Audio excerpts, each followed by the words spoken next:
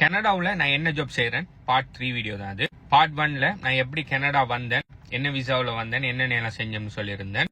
Part 2ல அதுக்கு பிறகு படிச்சு முடிச்சதுக்கு பிறகு என்ன ஜாப்புக்கு போயிருந்தேன், ஏன் அந்த ஜாப்பை நான் ரிஜெக்ட் பண்ணினேன் சொல்லி அதோட விஷயம் எல்லாத்தையும் என்ன சொல்லியிருந்தேன். இது பாத்தீங்கன்னு சொன்னா பார்ட் 3 அதோட கண்டினியூஷன். நீங்க பார்ட் 1 பார்ட் 2 பார்க்காதாக்கள் கீழே இந்த பிளேலிஸ்ட்ல பார்ட் 1 பார்ட் 2 இருக்குது, போய் பார்த்துட்டு வாங்க. ஸோ அந்த டிஜிட்டல் மார்க்கெட்டிங் அந்த இன்டர்வியூல பாத்தீங்கன்னு சொன்னா நான் கேட்ட மாதிரி அவங்களால கமிஷன் பேசிஸ்ல எனக்கு பே பண்ண அவங்க மறந்துட்டாங்க. ஸோ அதனால அதை விட்டுட்டு வேற ஜாப் ஒன்று பார்க்கணும் சொல்லி முடிவெடுத்தேன். இப்போ எனக்கு இருக்கிற பிரச்சனை என்னன்னு சொன்னா, என் டைமை பேஸ் பண்ணின ஒரு ஜாப் ஒன்று நான் செய்ய முடியாது, செய்ய எனக்கு விருப்பம் இல்லை. என் ஸ்கில்ல பேஸ் பண்ணின ஜாப் ஒன்று தான் நான் செய்யணும்.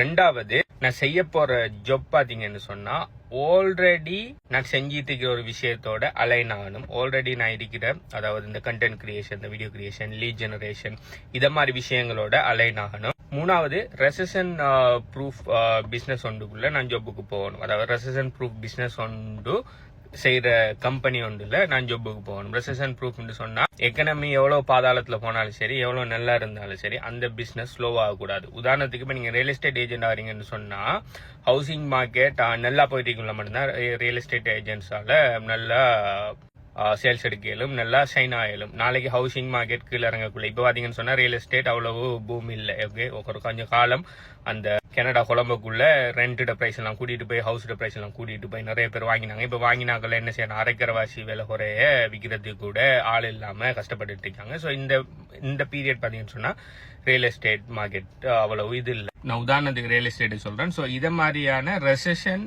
ப்ரூஃப் பிசினஸ் இல்லாம ரிசெஷன் ப்ரூஃபா இருக்கிற ஏதாவது ஒரு ஜாப் ஒன்று செய்யணும். No matter what, Canada economy எங்க போனாலும் சரி, என்ன நடந்தாலும் சரி, எனக்கு தொழில் இருந்துகிட்டே இருக்கணும். ஸோ இப்படியான ஜாப் என்னன்னு சொல்லி நான் தேடிட்டிக்குள்ள அநேகமாக ரியல் எஸ்டேட் லைசன்ஸ் எடுத்தா ரியல் எஸ்டேட் புரோக்கர் ஆகலாம், ரியல் எஸ்டேட் நல்லம்னு சொல்லியிருந்தாங்க. ஆனால் அது அது எவ்வளவுக்கு செட் ஆகும் சரியா என்ன பாத்தீங்கன்னு சொன்னா, எனக்கு ஆடி ஓடி தெரிஞ்சு ஒர்க் பண்றதுல எனக்கு அவ்வளவு பிடிப்பில்ல. அப்படி ஒர்க் பண்ண எனக்கு பிடிக்கணும்னா நான் இப்ப சிவிலுக்குள்ள போயிருப்பேன். எனக்கு பாத்தீங்கன்னு சொன்னா என் கண்டென்ட்டை லெவரேஜ் பண்ணி செய்யற ஒரு ஜாப் ஒன்று இருக்கணும். நான் எங்க இருந்து வேணும்னாலும், அதாவது எனக்கு லொகேஷன் ஃப்ரீடம் வேணும். அதாவது நான் கனடாவில் இருந்தாலும் சரி, ஸ்ரீலங்காவில் இருந்தாலும் சரி, எந்த நாட்டில் இருந்தாலும் சரி, என் போனோ என் லேப்டாப்பை வச்சு என்னால அந்த தொழில செய்யக்கூடியதா இருக்கணும். ரியல் எஸ்டேட் அப்படி செய்ய முடியாது. சிலாக சொன்னாங்க மோர்கேஜ் புரோக்கர் ஆகுங்க, அது நல்லன்னு சொன்னாங்க. ஸ்டில் மோர்கேஜும் ரியல் எஸ்டேட் ஹவுசிங் மார்க்கெட் கூட கனெக்ட் ஆயிருக்கிறதால ஸ்டில் இது ரெசிஷன் ப்ரூஃப் பிசினஸ் ஒன்று இல்ல. சோ இப்ப என்னடா ஜாப் செய்யலாம், என்ன பிசினஸ் செய்யலாம்னு சொல்லி நான் தெரிவேன். பிசினஸ் இல்ல. அடுத்தது நாலாவது முக்கியம், அந்த ஜாப் பாத்தீங்கன்னு சொன்னா செல்ஃப் எம்ப்ளாய்டா இருக்க கூடாது. ஏதாவது ஒரு கம்பெனில நான் எம்ப்ளாயியா ஒர்க் பண்ணக்கூடியதா இருக்கணும். என்ன காரணம்னு சொன்னா, அப்படின்னா தான் நான் எக்ஸ்பிரஸ் என்ட்ரில அதை போடலாம். அப்படின்னு சொன்னாதான் எனக்கு எக்ஸ்பிரஸ் என்ட்ரில அந்த ஸ்கில் ஜாப்புக்குரிய பாயிண்ட்ஸ் கிடைக்கும். இப்ப நான் செல்ஃப் எம்ப்ளாய்ட் நான் பாத்தீங்கன்னு சொன்னா, நான் அஃபிலியேட் மார்க்கெட்டிங் செல்ஃப் எம்ப்ளாய்டா தான் செய்யறேன். வேற ஜாப், இந்த ஃப்ரீலான்சிங் எல்லாம் செல்ஃப் எம்ப்ளாய்டா தான் செய்யறேன். அது பாத்தீங்கன்னு சொன்னா T4ல வராது. ஸோ T4ல வராதால நான் எக்ஸ்பிரஸ் என்ட்ரி ப்ரொஃபைல நான் ஆட் பண்ண முடியாது. ஸோ இது எல்லாத்தையும் உள்ளடக்குற மாதிரி ஒரு ஜாப் ஒன்று இருக்குமாங்கிறது முதலாவது எந்த கொஸ்டின். அப்படி இருந்தாலும் எங்க போய் இதை தேடுறங்கிறது ரெண்டாவது கொஸ்டின். ஸோ இதை பத்தி நான் தேடிட்டு இருக்கக்குள்ள நான் ஒரு வீடியோ ஒன்று பார்த்தேன். அந்த வீடியோவில் சொல்லியிருந்தாங்க, ஸோ பெஸ்டான ஒரு தொழில் ஒன்று உங்களுக்கு செய்யணும்னு சொன்னா, அதாவது பெஸ்டான இன்கம் ஒன்று நீங்க ஏர்ன் பண்ணணும்னு சொன்னா, உங்களோட பேங்க் அக்கௌண்ட்டை ஓபன் பண்ணி, உங்களோட பேங்க் அக்கௌண்ட்ல நீங்க விரும்பியோ விரும்பாமலோ ஒவ்வொரு மாதமும் உங்களோட பேங்க் அக்கௌண்ட்ல இருந்து பணம் எந்த இண்டஸ்ட்ரி அப்படி எந்த ஒரு விஷயம் வெளியில எடுக்குதுன்னு சொல்லி பாருங்கன்னு போட்டிருந்தாங்க. அதாவது உலகம் என்ன நடந்தாலும் சரி, கனடா நல்லா போனாலும் சரி, கீழே இறங்கினாலும் சரி, எக்கனாமி நல்லா போனாலும் சரி, கீழே போனாலும் சரி, மாதம் நோ மேட்டர் வாட் இதுக்கு பேமெண்ட் பண்ணிக்கிட்டே இருக்கோம்ங்கிற மாதிரி ஒரு பேமெண்ட் உண்டு என்ன இருக்கு நம்ம பேங்க் அக்கௌண்ட்ல சொல்லி பார்க்க சொல்லியிருந்தாங்க ஒரு வீடியோவில். அது யார வீடியோன்னு சொல்லி தெரியல, இல்லாட்டி நான் ஷார்ட் அவுட் பண்ணிருப்பேன். எங்கேயோட இன்ஸ்டாகிராம்ல டிக்டாக்ல எங்க பார்த்தேன். ஓகேன்னு சொல்லி என் பேங்க் அக்கௌண்ட் எடுத்தேன். ஓகே, பார்த்துட்டு போகல. முதலாவது பெரிய இன்கம் இந்த ரெண்ட். ஓகே, ரெண்ட் எதுக்குள்ள வரும், ரியல் எஸ்டேட்டுக்குள்ள வரும். ரியல் எஸ்டேட் எனக்கு விருப்பம் இல்ல. என்ன காரணம்னா சொல்லியிருந்தேன், ரெசிஷன் ப்ரூஃப் பிசினஸ் இல்ல. இருந்தாலும் நான் ரெண்ட் பே பண்ணணும். ஆனா பாத்தீங்கன்னு சொன்னா ரியல் எஸ்டேட் அது கூடுதலா மென்டல் ஒர்க்கை விட பிசிக்கல் ஒர்க் இருக்கிறதால so I am not interested in that. Okay, ரெண்டாவது வேற என்ன சொல்லி பார்த்துட்டே போகக்குள்ள கிரெடிட் கார்டுக்கு எவ்ரி மந்த் நான் பே பண்ணிட்டு இருக்கிறேன். ஓகே, சில நேரம் ரெண்டை விட கூடுதலான அமௌண்ட் நான் கிரெடிட் கார்டுக்கு பே பண்ணிட்டு இருக்கிறேன். அப்ப கிரெடிட் கார்டு ரிலேட்டடா ஏதாவது பிசினஸ் பண்ணலாமான்னு பார்த்தா கிரெடிட் கார்டுல செல் பண்ற சேல்ஸ் அசோசியேட்டா போகலாம். ஆனா என்ன பிரச்சனைன்னு சொன்னா, என்னதான் கிரெடிட் கார்டுக்கு நான் மாதம் பே பண்ணினாலும் எனக்கு கிரெடிட் கார்டை செல் பண்ணினவருக்கு மாதம் கமிஷனோ மாதம் அவருக்கு இன்கம் கிடைக்குதான்னு கேட்டா இல்ல, பேங்க்ஸுக்கு தான் அந்த இன்கம் போதே தவிர எனக்கு அந்த கிரெடிட் கார்டை செல் பண்ணவருக்கு ஒன் டைம் ஒரு கமிஷன் ஒன்று ஏர்ன் பண்ணிப்பாரு, அதுக்கு பிறகு இல்லை. அது மட்டும் இல்லாம அந்த கிரெடிட் கார்டு எனக்கு அவர் தரக்குள்ள ஃப்ரீயா தான் தந்தாரு. ஸோ நான் பே பண்ண பெரிய ஒரு அமௌண்ட்ல இருந்து ஒரு குறிப்பிட்ட பர்சன்டேஜ் போயிருக்குன்னு சொன்னா இல்ல. எனக்கு எவ்வளவு கிரெடிட் கார்டு கமிஷன் வரும்னு தெரியா, நான் எப்படி ஒரு $100-200 மேல கிரெடிட் கார்டு நீங்க கிரெடிட் கார்டு சேல்ஸ் பண்ணீங்கன்னா நான் கமிஷன் வராதுன்னு தான் நான் நினைக்கிறேன். ஆனா அந்த வீடியோ பார்த்துட்டு கிரெடிட் கார்டு சேல்ஸ் பண்றீங்களா, உங்களுக்கு அதுக்கு என்ன மாதிரி கமிஷன் கிடைக்கும்னு சொல்லி உங்களுக்கு ஏதாவது தெரிஞ்சிருக்குன்னு சொன்னா சொல்லுங்க. ஸோ கிரெடிட் கார்டும் இல்ல. இப்போ வேற என்னடா நம்மளோட பேங்க் அக்கௌண்ட்ல வந்து பெரிய அளவுல அமௌண்ட் ஒன்று போகுதுன்னு சொல்லி தேடிட்டு போனா ஃபைனலி ஐ ஃபவுண்ட் தட். அது என்னன்னு சொன்னா மை கார் இன்சூரன்ஸ். டக்குன்னு எனக்கு ஒரு ஸ்பாக் ஒன்று பட்டிக்கு. Okay, car insurance. நான் இந்த காரை இப்போ பார்த்தீங்கன்னு சொன்னா ஆல்மோஸ்ட் 2 வருஷம் ஆக போகுது. இந்த கார் வாங்கி இந்த 2 வருஷம் ஆக போகுது.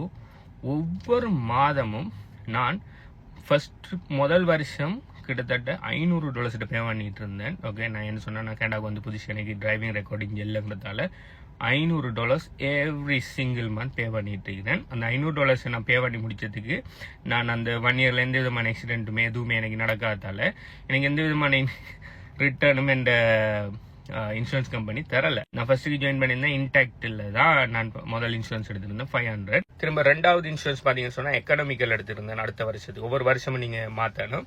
எக்கனாமிக்கல்ல இப்ப நான் 350 பே பண்ணிட்டு இருந்தேன். அதுக்கப்புறம் நான் அந்த டைம்ல பிக்கரிங்ல இருந்தேன். பிக்கரிங்ல இருந்து திரும்ப இங்க டவுன் டவுனுக்கு கிட்ட நான் மூவ் ஆனது பிறகு திரும்ப 200 கோடி திரும்ப பாத்தீங்கன்னா எவ்வளவு $500 கிட்ட நான் இப்ப திரும்ப பே பண்ணிட்டு இருக்கேன். 500ல 450-470 சம்திங் பே பண்ணிட்டு இருக்கிறேன். ஓகே, இப்ப எந்த இன்சூரன்ஸ் புரோக்கர் எனக்கு இந்த இன்சூரன்ஸ் செல் பண்றதுக்கு அவர் என்னென்ன எல்லாம் செஞ்சாருன்னு சொல்லி ஒரு யோசனை ஒன்று வச்சு பார்த்தா ஒன்றுமே செய்யல அவர். கைஸ், நான் இந்த 2 வருஷமும் நான் இந்த இன்சூரன்ஸ் எடுத்ததுக்கு நான் இந்த இன்சூரன்ஸ் புரோக்கரை நானே தான் தேடி போய் இந்த இன்சூரன்ஸ் எடுத்தேனே தவிர அவரா என்ன கால் பண்ணியோ இல்லாட்டி என்ன தேடி வந்து நீங்க இன்சூரன்ஸ் வாங்குறீங்களா கேட்கல. வாவ், இது நான் ஆல்ரெடி செஞ்சுட்டு இருக்கிறதோட அலைன் ஆகுது. நம்ம யாரு நம்ம என்ன செய்யறங்கிறத நம்ம வெளுவா கொடுக்கக்குள்ள அந்த சர்வீஸ் தேவைப்படுறாக்கள் அவங்களாவே தானா வந்து நம்ம செல் பண்ற சர்வீஸ்ல ஜாயின் பண்ணுவாங்க. ஆல்ரெடி அதை நான் ஃபீல்ட் மார்க்கெட்டிங்லயும் செஞ்சுட்டு இருக்கிறேன். கிரிப்டோ கரன்சி என்ன கோச்சிங் ப்ரோக்ராம் எல்லாத்தையும் செஞ்சுட்டு இருக்கிறேன். Guys, okay, insurance, auto insurance அது நம்ம செஞ்சுட்டு இருக்கிற விஷயத்தோட அலைன் ஆகுது. ஓகே, அதுக்கப்புறம் நான் இன்சூரன்ஸ் சம்பந்தமா ரிசர்ச் வந்து பண்றேன். ஓகே, இன்சூரன்ஸ் என்ன, இன்சூரன்ஸ்ல என்னென்ன விஷயம் எல்லாம் இருக்கு, என்னென்ன மாதிரியான இன்சூரன்ஸ் எல்லாம் இருக்குன்னு சொல்லி ரிசர்ச் வந்து பண்றேன். அப்படி ரிசர்ச் பண்ணவங்க நிறைய விஷயம் தெரிய வருது. ஒன்று பாத்தீங்கன்னு சொன்னா இன்சூரன்ஸ் ஏஜென்ட், மற்ற விஷயம் பாத்தீங்கன்னு சொன்னா இன்சூரன்ஸ் புரோக்கர்.